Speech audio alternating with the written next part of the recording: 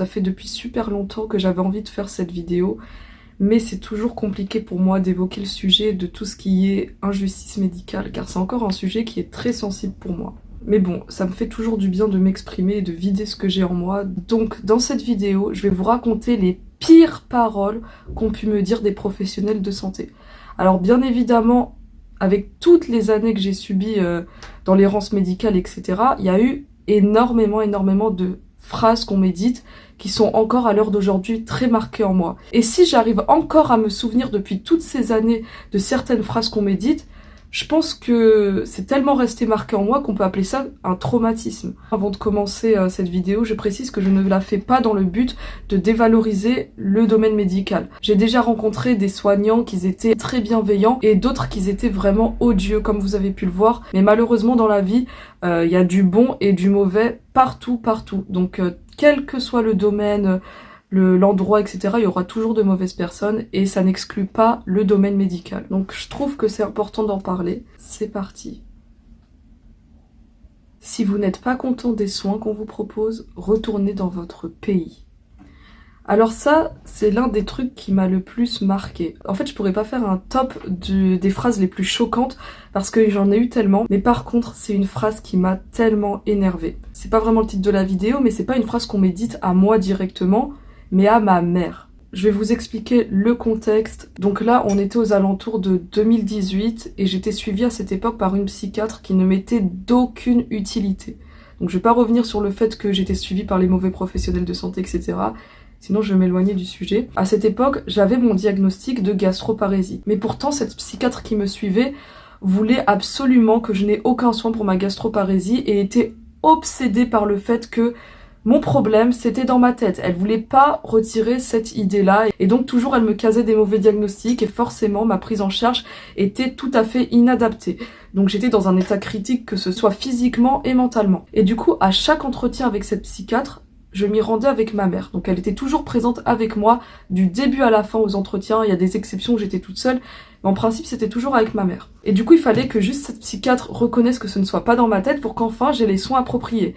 Donc, à chaque entretien, ma mère et moi, on lui disait « S'il vous plaît, il faut faire quelque chose pour mes vomissements ». Ma mère et moi, on a toujours parlé gentiment avec les médecins. Et puis un jour, la psychiatre a sorti à ma mère: mais si vous n'êtes pas content des soins qu'on vous propose ici, retournez dans votre pays, fallait rester dans votre pays. Forcément, on est d'origine marocaine dans ma famille, donc elle faisait clairement allusion au fait que si on n'est pas content d'être en France, on n'a qu'à retourner au Maroc. Alors juste moi, je suis née en France, donc je suis de nationalité française, et en soit, je suis française. Ma mère est née au Maroc, mais elle a la nationalité française, donc en soit, elle est française. Et du coup, ma mère, elle a dit à cette psychiatre: je ne suis pas là illégalement, etc. Et puis la psychiatre, elle était tout le temps là avec son air hautain en mode Après, je saurais pas vous dire ce qu'elle a dit et comment ça s'est passé parce que je n'en ai plus aucun souvenir. C'est vraiment cette phrase qui est restée marquée dans ma tête. Mais quoi qu'il en soit, moi et ma mère, on l'a extrêmement mal pris en sortant de l'entretien. Pour nous, c'était clairement un propos raciste. Parce que sortir quelque chose comme ça alors qu'on demandait juste à être soigné, ça n'a aucun sens. Et en fait, le truc qui fasse que ça me fait le plus mal, c'est que moi déjà je devais subir des trucs odieux, mais qu'en plus je devais faire subir ça à ma famille. Ma mère, elle avait pas à entendre des phrases comme ça. Du coup, quand cette psychiatre a évoqué ce genre de choses, ça pouvait sans doute être du racisme qu'elle avait envers moi. Et peut-être que ça pouvait expliquer pourquoi elle voulait absolument pas me traiter de la bonne façon, qu'elle voulait absolument me mettre des barrières dans ma prise en charge.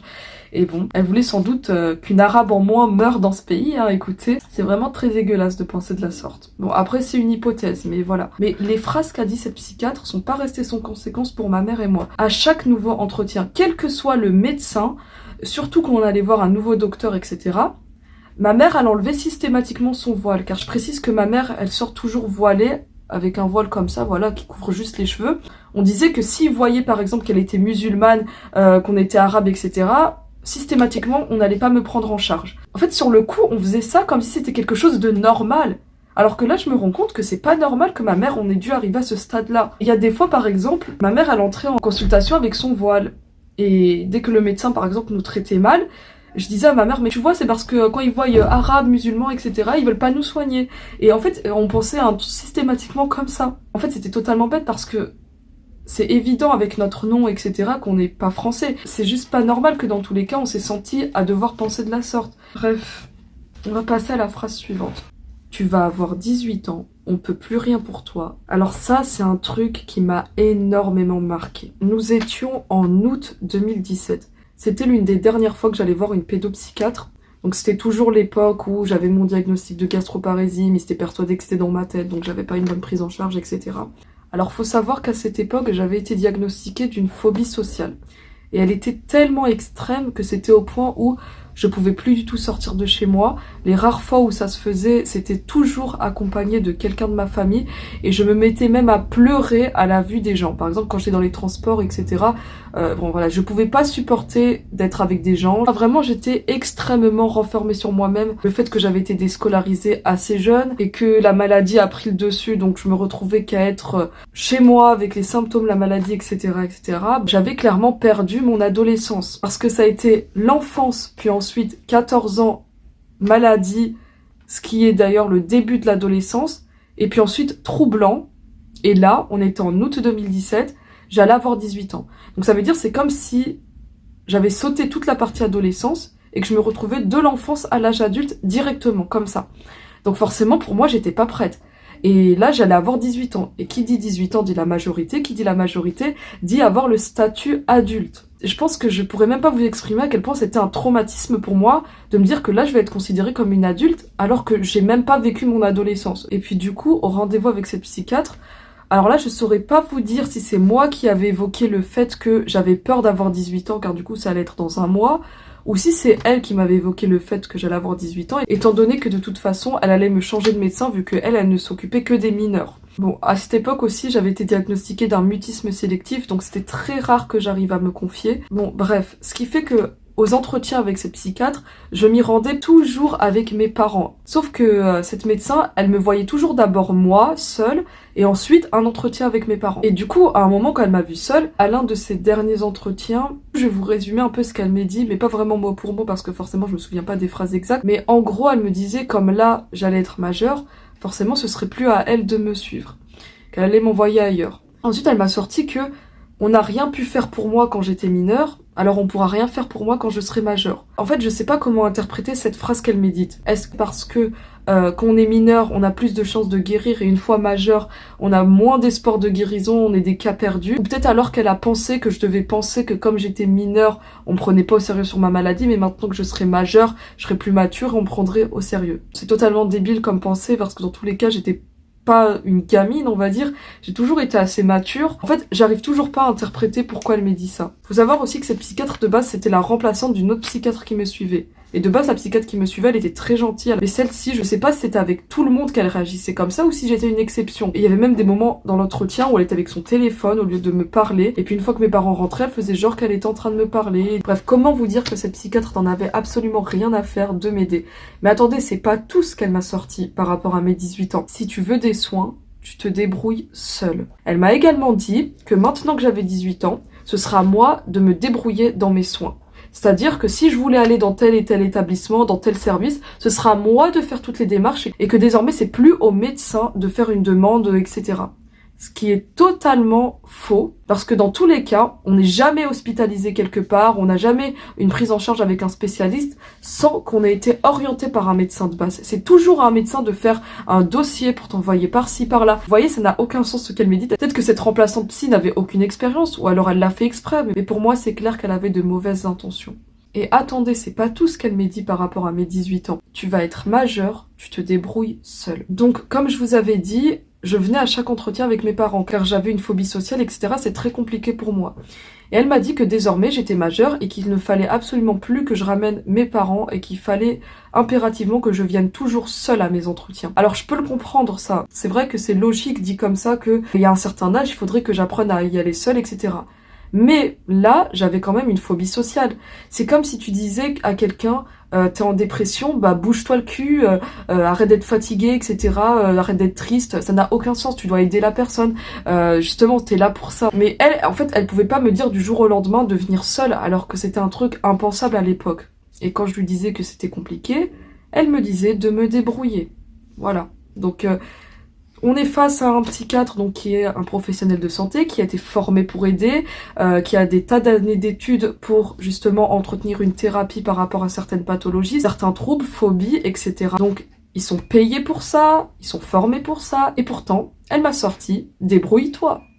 Où est la logique? Peut-être qu'il y en a qui sont médecins, pas pour aider les autres, mais juste pour avoir un bon travail et un bon salaire. Tu vas avoir 18 ans, ta scolarité est morte, ton avenir est gâché. Alors là, c'était toujours avec cette psychiatre. Et oui, vraiment, elle m'a sorti la totale pour mes 18 ans. Tout ce qu'une personne qui avait peur d'être majeure ne devait pas entendre. Et du coup, à cette psychiatre, je lui avais évoqué le fait que je voulais absolument reprendre ma scolarité. Comme je vous avais dit, j'étais une excellente élève. J'avais été la première de ma classe à chaque année au collège. Et moi, je pensais que j'allais avoir un brillant avenir. Et le fait d'être là, à la maison, à rien faire, je le ressentais comme du gâchis. Et ça me faisait super mal de laisser passer ma scolarité. Donc, qu'importe l'état dans lequel j'étais, etc., je voulais absolument reprendre des études. Je sais que dans l'une de mes hospitalisations, il m'avait dit qu'une fois que je n'aurais aucun vomissement, etc., il projetait de m'envoyer en soins études. Mais évidemment, comme à l'époque, j'avais jamais arrêté de vomir, ça s'était jamais fait. Donc là, j'avais évoqué à cette psychiatre que je souhaitais aller en soins études.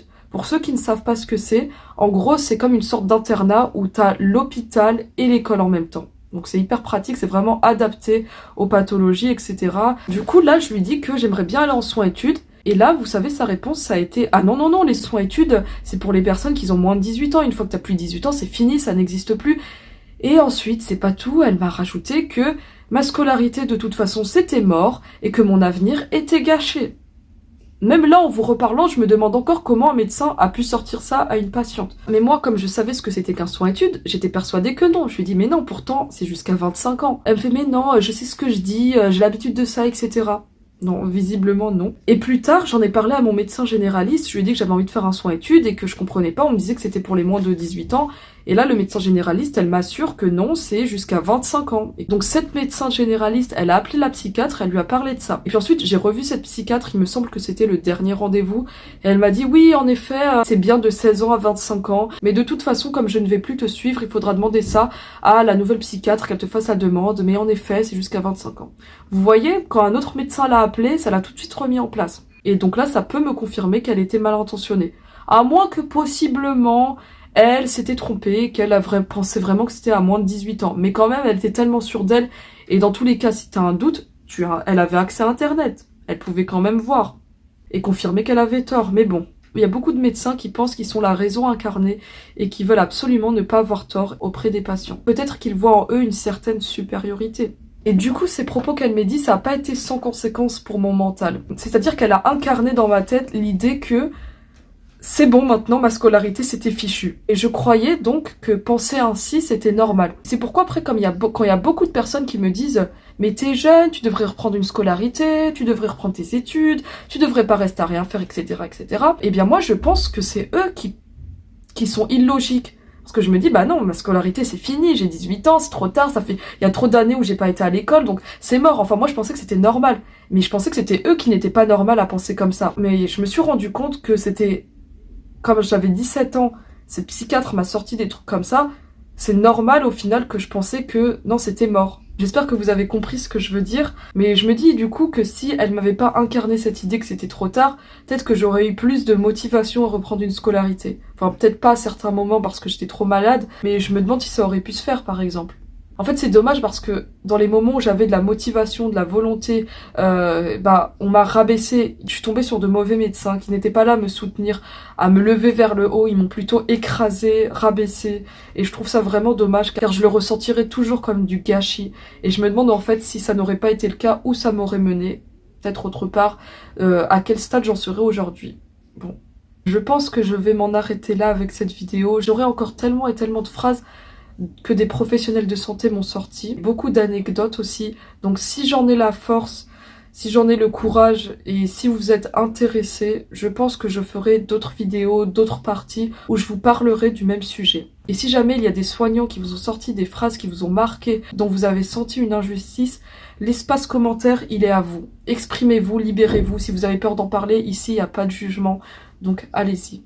Sur ce, je vous dis à la prochaine.